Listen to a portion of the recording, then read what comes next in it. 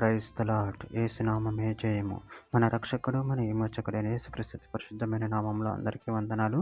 చిన్న ప్రార్థన ద్వారా ఉదయకాల వాక్య భాగం ధ్యానించుకుందాము. పరిశుద్ధుడ మహాగణుడు అనే దేవ యేసయ్య సర్వాధికారి నాయన మీకు వేలాది వందనంలో కృతజ్ఞత స్తోత్రం చెల్లించుకుంటున్నాను దేవ ఉదయకాలం ప్రభు వాక్య భాగం ధ్యానిస్తుంటే వాక్య భాగం అర్థమట్లో సహాయం చేసి మీ కృపలో బలపరిచి మీకు మాదిరిగా మమ్మల్ని నడిపించమని చిన్న ప్రార్థన యేసు నామంలో అడిగి వేడుకుంటున్నాను తండ్రి. Amen amen. ఇర్మీయా గ్రంథం 33వ అధ్యాయము 15వ వచనము.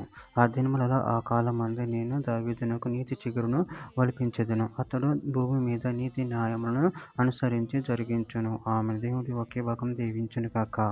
ప్రభునందు ప్రియులారా, ఇక్కడ వాక్య భాగాన్ని గమనించినట్లయితే ఆ దినములలో ఆ కాలమందు నేను దావీదునకు నీతి చిగురును మొలిపించెదను, అతడు భూమి మీద నీతి న్యాయములను అనుసరించి జరిగించును.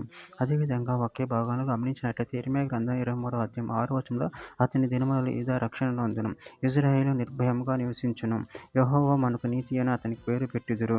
అదేవిధంగా సమూయేలు 2వ గ్రంథం 23వ అధ్యాయం 3వ వచనంలో ఇజ్రాయేలు దేవుడు సెలవిచ్చుచున్నాడు, ఇజ్రాయేలుకు ఆశ్రయదుర్గమగువాడు నా ద్వారా మాట్లాడుచున్నాడు, మనుషులను ఏలునొకడు పుట్టును, అతడు నీతిమంతుడై దేవుని యందు భయభక్తులు కలిగి ఏలును. కీర్తన గ్రంథం 45వ అధ్యాయం 4వ వచనం. సత్యమును వినయముతో కూడిన నీతిని స్థాపించుటకు నీ ప్రభావం ధరించుకొని వాహనమెక్కి బయలుదేరుము, నీ దక్షిణ హస్తం భీకరమైన వాటిని జరిగించుటకు నీకు నేర్పును. హెబ్రీయులకు రాసిన పత్రిక 1వ అధ్యాయం 9వ వచనం. నువ్వు నీతిని ప్రేమించితివి, దుర్నీతిని ద్వేషించితివి, అందుచేత దేవుడు నీ తోడు వారి కంటే నిన్ను హెచ్చించినట్లుగా ఆనంద తైలంతో అభిషేకించును. ప్రకటన గ్రంథం 19వ అధ్యాయం 11వ వచనం. మరియు లోకము తెరవబడి ఉండుట చూచితిని, అప్పుడు ఇదిగో తెల్లని గుర్రం ఒకటి కనపడెను, దాని మీద కూర్చుండి ఉన్నవాడు నమ్మకమైన వాడును సత్యవంతుడును అను నామము గలవాడు, ఆయన నీతి బట్టి విమర్శ చేసి యుద్ధం జరిగించుచున్నాడు. యెషయా గ్రంథం 1వ అధ్యాయం 26వ వచనం.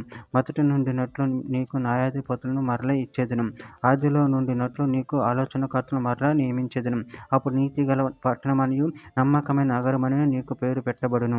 అపోస్తల కార్యముల గ్రంథం 13వ అధ్యాయం 23వ వచనం. అతని సంతానము నుండి దేవుడు తన వాగ్దానం చొప్పున ఇశ్రాయేలు కొరకు రక్షకుడు యేసు పుట్టించెను. చివరిగా ఒక మాట, రోమీయులకు రాసిన పత్రిక 1వ అధ్యాయం 3వ వచనం. మన తండ్రి అయిన దేవుని నుండి ప్రభువైన యేసుక్రీస్తు నుండి కృపా సమాధానములు మీకు కలుగును గాక. ఆమె దేవుడి వాక్య భాగం దీవించును గాక. చిన్న ప్రార్థన చేసుకుందాము.